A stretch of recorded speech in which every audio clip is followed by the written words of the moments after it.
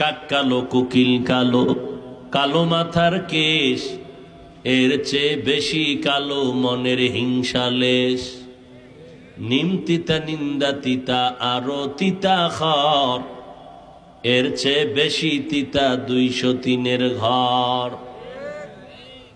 একটা কাক যখন বাচ্চা দেয়, হায়াতুল হায়ওয়ানে আছে, 3 দিন পর্যন্ত কাক বাচ্চার কিনারায় যায় না। কারণ বাচ্চা যখন দুনিয়াতে আসে, কাকের বাচ্চাটার শরীর থাকে সাদা, কোনো পশম নাই। 3 দিন পর্যন্ত মা কাছে যায় না ভয়।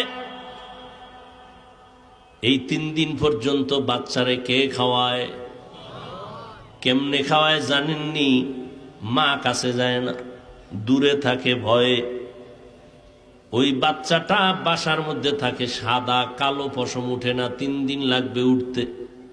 আল্লাহ ওর জন্য 1 শ্রেণীর উড়ন্ত পোকা পাঠায় দেয়, উড়ে আরো ঠোঁট দিয়া হা করে চাপ দিয়া ধরে আর খায়।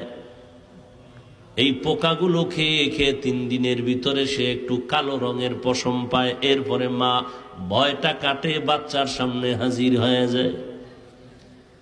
আল্লাহ বলেন, আমি রিজিকের মালিক, এজন্য কোন প্রাণী না খাইয়া মরে না। গর্তের পিপিলিকার খানাও আমি দেই, পশু পাখির খানাও আমি দেই।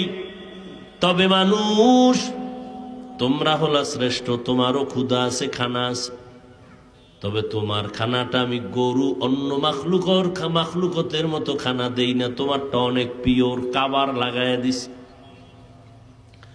জমিনের মধ্যে তোমার খানার মতো পিওর খানা নাই, হালাল নাই এবং পরিশুদ্ধ খানা নাই, পবিত্র নাই। তোমারে যে খানাগুলো দিলাম কাবার করে দিলাম, যেন নষ্ট না হয়। তুমি খানা খাইবা, ভাতের চালটা কাবার দিয়া দিলাম। রুটি খাইবা, রুটি বানানোর গমটাও কাবার দিয়া দিলাম। সব খানাগুলো কাবার সিস্টেম করে রাখলাম।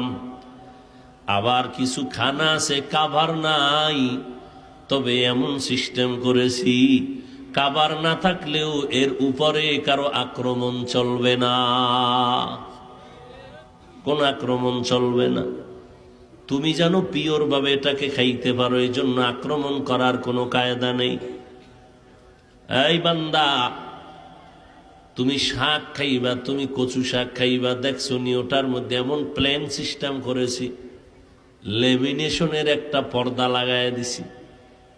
পানিও লাগবে না, কিছুই লাগবে না, হালকা পানি দিয়া ধুইয়া নাও, পরিচ্ছন্ন হবে, কোনো মেহনত লাগবে না।